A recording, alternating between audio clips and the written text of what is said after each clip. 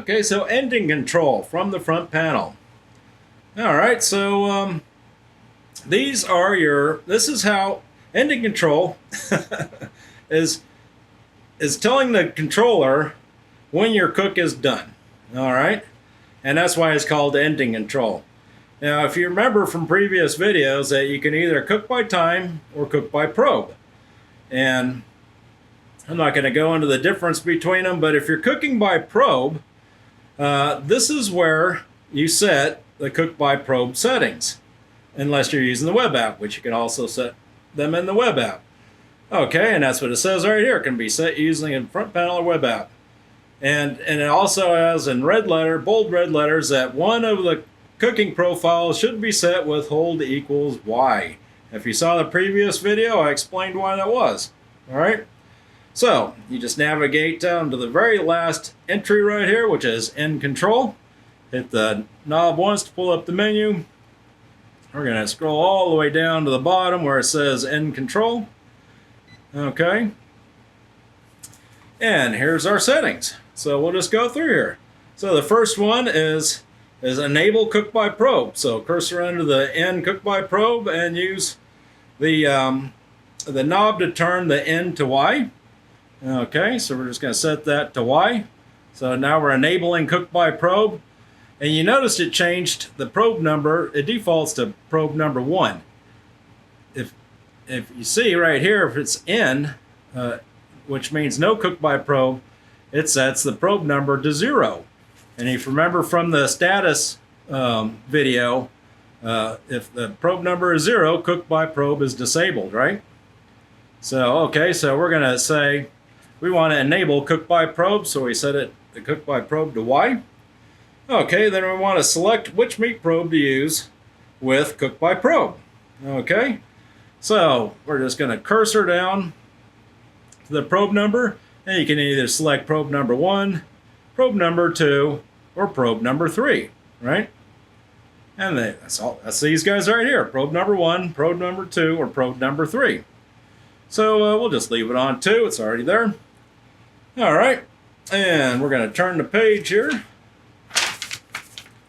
All right, and okay, so now we're going to set the desired meat temperature. And it just says you can cursor down to the temperature right here, so we'll just look at this. So cursor down, it defaults under this 145.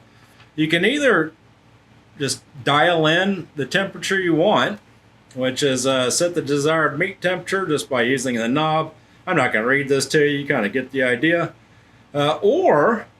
And this is kind of a nice little feature. You can cursor over where the cursor is under the name right here, and you can dial in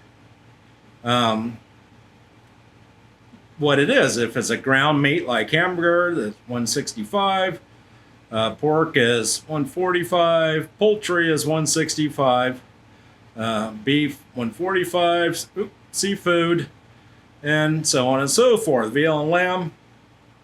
And these are all from the U.S. government Food and Safety Agency for recommended meat temperatures so you don't hurt yourself.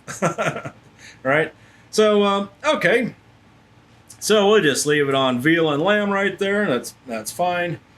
And then the next thing on the list is what? Okay, so what are we going to do after it cook by probe reaches? In other words, when the meat reaches 145, what are we going to do?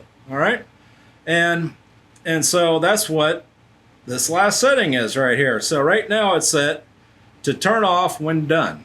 Okay, there's only two things it can do. It's either going to turn off when it's done, or it's going to go into a smoke mode when done. All right, and smoke mode is like a keep warm.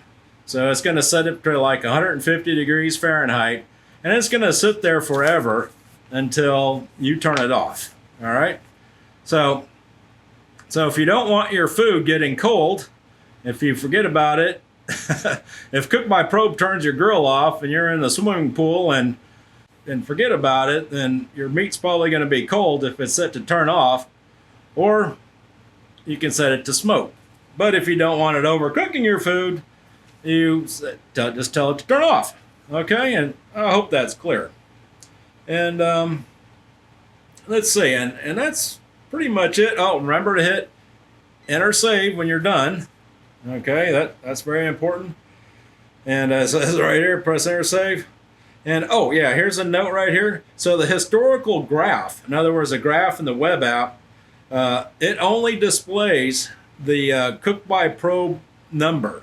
So when you're looking at the historical graph, when it says target meat probe temp, it is graphing probe 2.